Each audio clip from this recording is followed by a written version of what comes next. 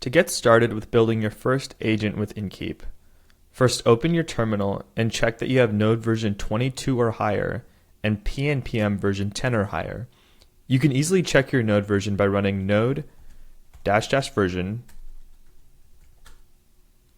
and also your pnpm version by running pnpm -- version. Now that I see that I have at least Node version 22 and pnpm version 10, I'm ready to get started. Follow these 3 easy steps. Step 1 is to enter npx at inkeep /create agents. It'll prompt you to name your agents directory, so we can call this my agents directory.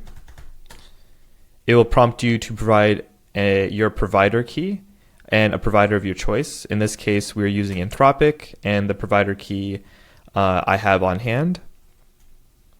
Next, it's going to build the template, install the dependencies for you. Now that it's installed, all you need to do is go into your agents directory. In this case, I named it my agents directory, and then run pnpm dev.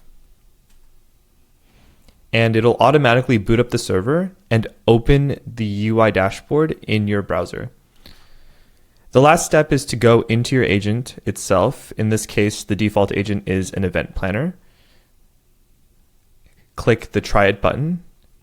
And then because this is an event planner, you can ask it to plan events in your area, and it'll plan events based on weather conditions. So I can ask fun events in San Francisco. And it'll give you a live feed of the tools it's calling, the subagents it's calling. And just like that, it's procured a list of events in San Francisco based on weather conditions. As a fourth optional step, you can install the Inkeep MCP to help you vibe code agents. To do this, we can go back to our terminal and quit out of the development server, and then actually open it up in Cursor. And let's zoom in here. We can also run pm dev from Cursor to start up the development servers directly from your IDE. But to install the Inkeep MCP, I would actually recommend going to the documentation and going to the quick start section, and then going to step 4 and clicking the add to cursor button, which will automatically install the MCP inside your IDE. You just have to click install here, and it'll start loading the tools.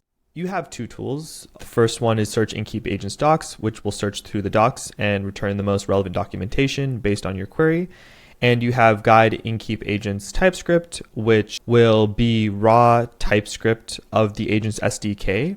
And that'll be typically used to vibe code your agents. Now that we have our Inkeep MCP installed, let's go ahead and actually vibe code an agent with it. So let's try to enhance this agent. So we can ask it to implement a context fetcher with the following API. So let's say we want our agent to first fetch the current time before it starts searching the weather and events based on the weather. This might be useful because let's say if the user says, okay, I want to plan fun events next week, then the agent with this time context fetcher will have an awareness of what time it is and what exactly next week means. And so we can instruct it to be very specific, use the guide Inkeep agents TypeScript tool to help you.